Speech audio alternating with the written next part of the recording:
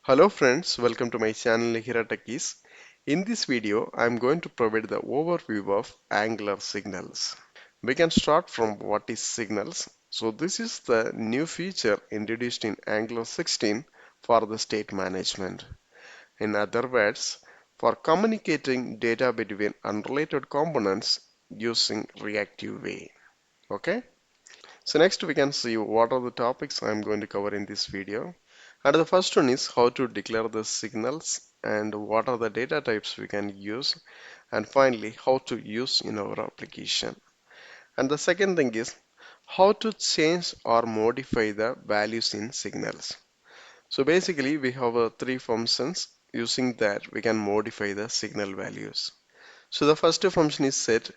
Using this function we can completely replacing the current value, and the second one is update.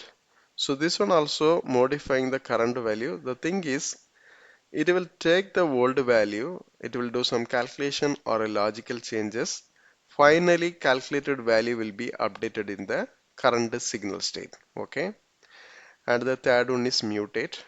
So it is directly modifying the current value. For example, if you are having an array, it is having 3 records. So now you are going to include the fourth records. Okay, so that means the old data was there, and additionally you are adding one new record in order to we are modifying the current state. Okay, so next we can see two functions. One is effect and another one is the computed. So this effect is a kind of function. It is almost similar to the reactive effects. Inside the effects, if you are using any of the signals, if the signal state is modified, this effect is automatically executed. So in this real-time scenario, based on some value changes, if you want to execute any of the logics, we can use this effect function. And then computed. So computed is almost similar to this effect function, but the only difference is it will return some values. So end result, it is acting as the just signal. Okay. And then conversion. For doing the conversion, we have two functions. One is ToSignal and another one is ToObservable. Using this ToSignal, we can convert observable into signals, and then using ToObservable, we can convert signals into observables. So in this real-time use case, if you are dealing with an external API, we will get the responses observable. Okay, so since you are using the signals, you want to convert that observable into signals. So then we can use this ToSignals. Okay, so now let me go to the application. We can start some coding practices. So let me create one new component.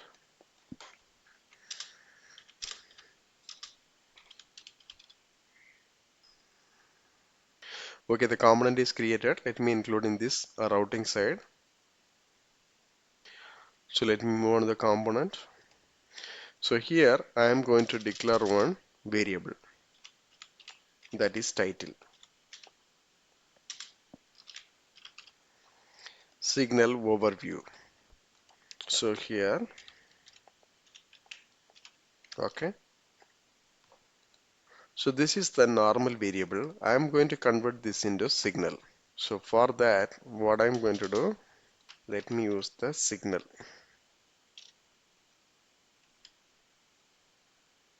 So in this, inside the signal, we can use this value, and we are getting the error. So this signal is belongs to this Angular core only. Signal. So now this is fine. Here I just assigned one string values into the signal.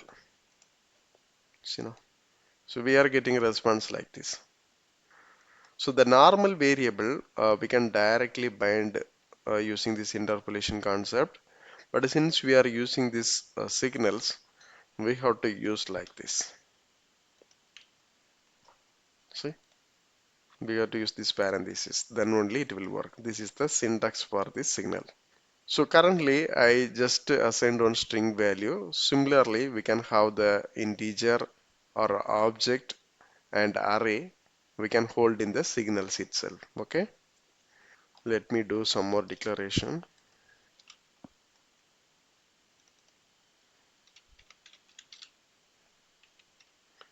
Also we can declare one array.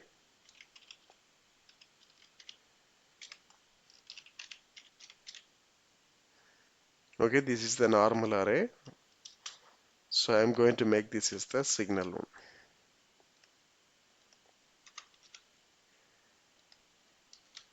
Also we can bind this array also in this HTML side. I'm going to use a normal div tag only.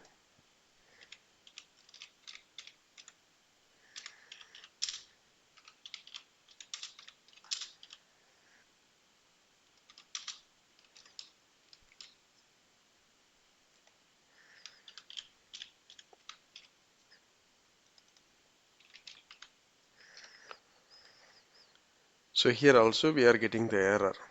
So the thing is, since this is the signal, so then we have to use this parenthesis. Okay, see, both the data are get binded. So similarly we can use any of the data type. Okay, and the next we can see how to change or modify the values. I'm going to create two more components. One is counter button, another one is counter display, and also I'm going to create one service.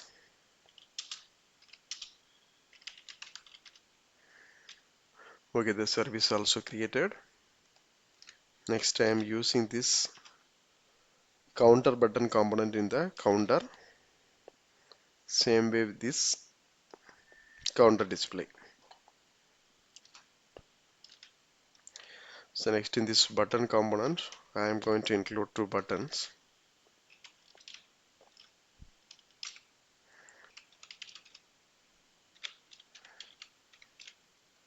and the color primary,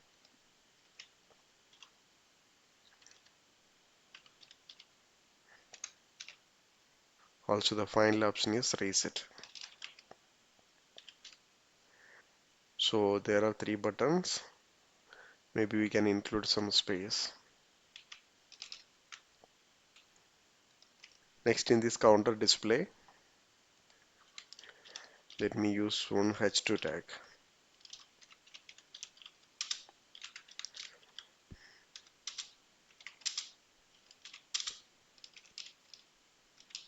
We have to bind the value here.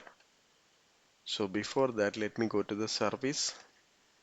So here I am going to declare one value, that is counter value. Okay, using signal.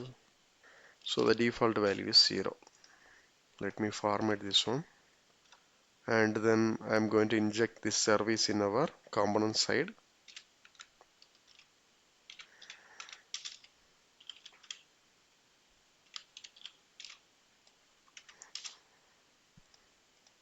Next I am going to bind the value here, this service dot counter value.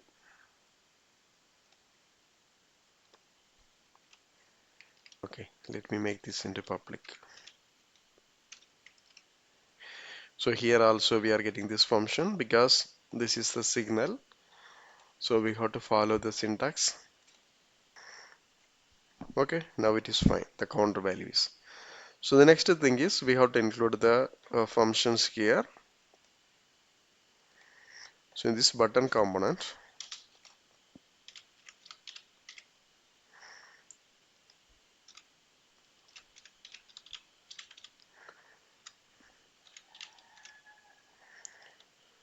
increment.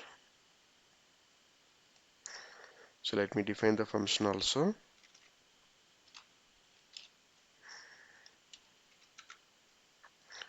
And here also let me include the constructor and also need to inject the service here.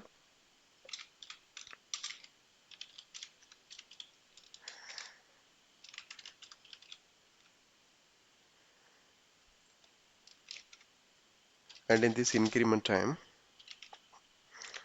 so this dot service dot counter value. So as I mentioned, we can use the set, it is completely changing. but in our case we need to update. So first let me take the previous value and using the callback function. So whatever previous value was there, I am going to plus 1. So we are just incrementing. See now, so the value is automatically increasing. So the same way we have to for the reset and this in decrement.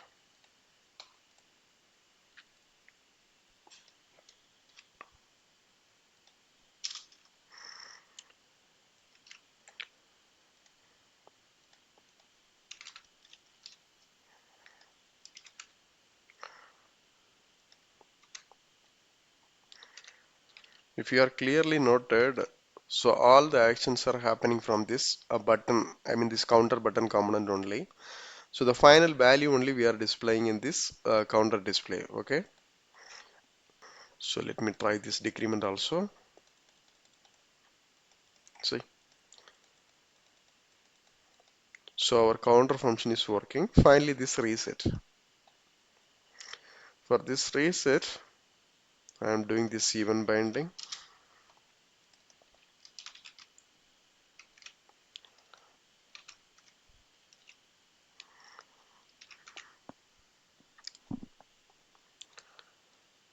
So the same way.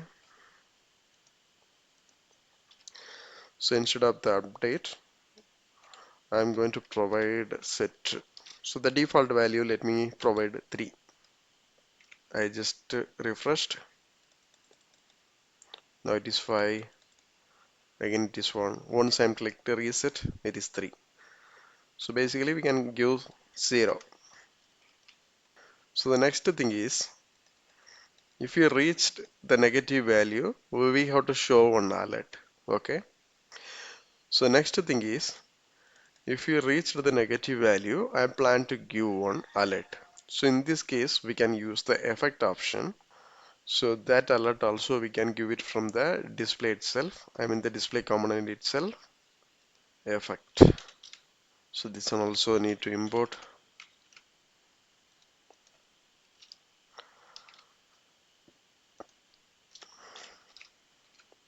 This service.counter value less than 0. We can provide the alert.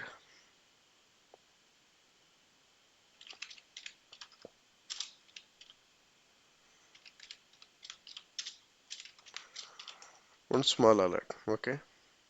And also what I'm going to do, let me include one console.log. We can see the actual value of this counter.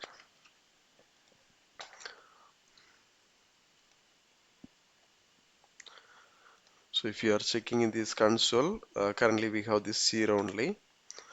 So when I'm clicking this increment button, see the value is automatically changed. At the same time, if I'm clicking this negative, see reached a negative value because this is a -1. The same way, again we are getting the minus value at that time. So now it is reached the 0. There is no alert. And the next we can see the computed. So before that we can use the mutate option also. So already we are using this user array. Okay, so what I'm going to do, let me move this array into our service side. Okay, I just added here, and then in this counter component also we need to inject our services.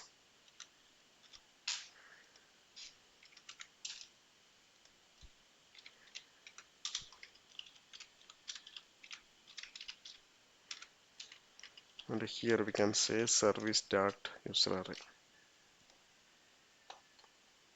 Okay, so the records are binded. So currently we have 2 records. Okay, so next what I'm going to do, let me include one button here, add a new user.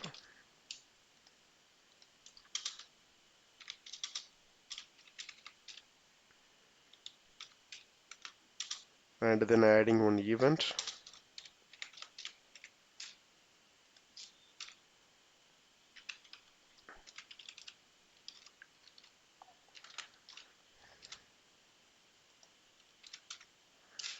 So here again accessing our service, then user array dot mutate previous value into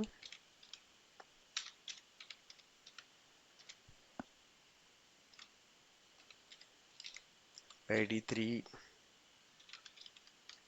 Anyway, it is the hardcode value only.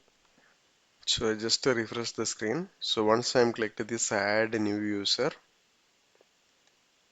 see the new record is created. So this is the way we have to use this mutate. And the next thing is computed. For this computed, I have to say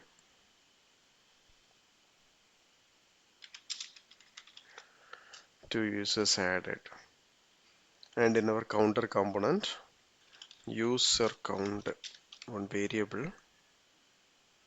Here I'm going to use the computed option.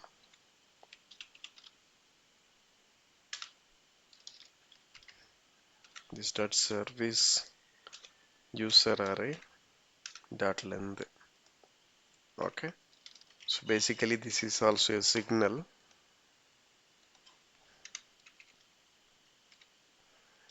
We have to use like this. So it is showing 0. Let me verify.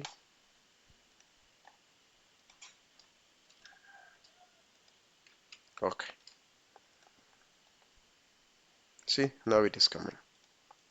Okay, so if I'm trying to click this one, see here also the count is automatically increased. It is simply calculated. So here I am just changing the logic. If I put like multiply by 3, see initially it should be 6. It is varying accordingly. So similar way, we can provide our exact logic here. We can optimize this computed functionality also. Okay. So now we covered this set, update, mutate, and also this effect and computed. The final one is conversion, converting observable into signal and also signals to observable. So currently we have this title, right? This is the signal. So what I'm going to do, let me convert this into observable.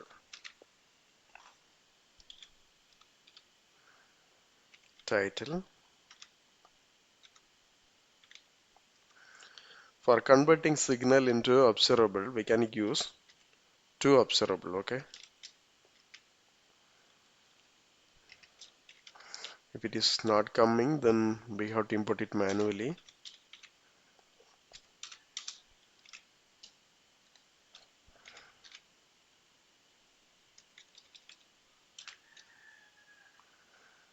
RxJS interop ToObservable. Here we need to pass our title. Okay. Then let me bind this observable into our HTML side. Already we have this H1, right? So what I'm going to do, let me include the H2.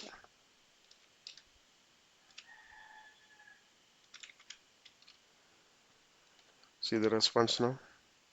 So we are getting the object because if any one of the observable, if you want to get the value, then we have to subscribe this one.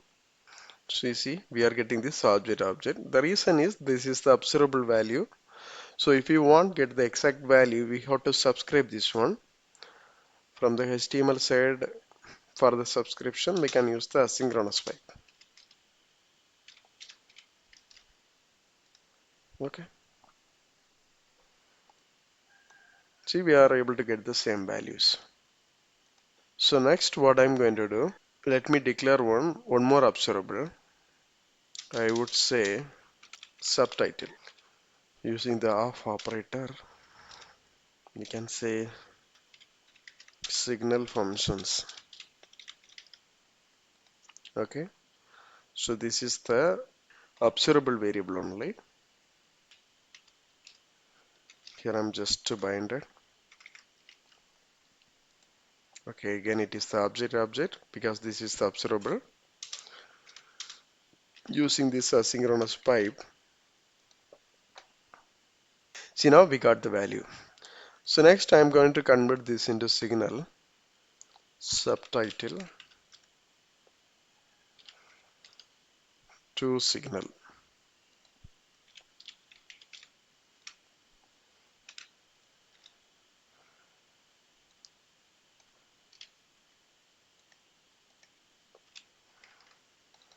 And also I'm going to bind this one. So then only we know the difference.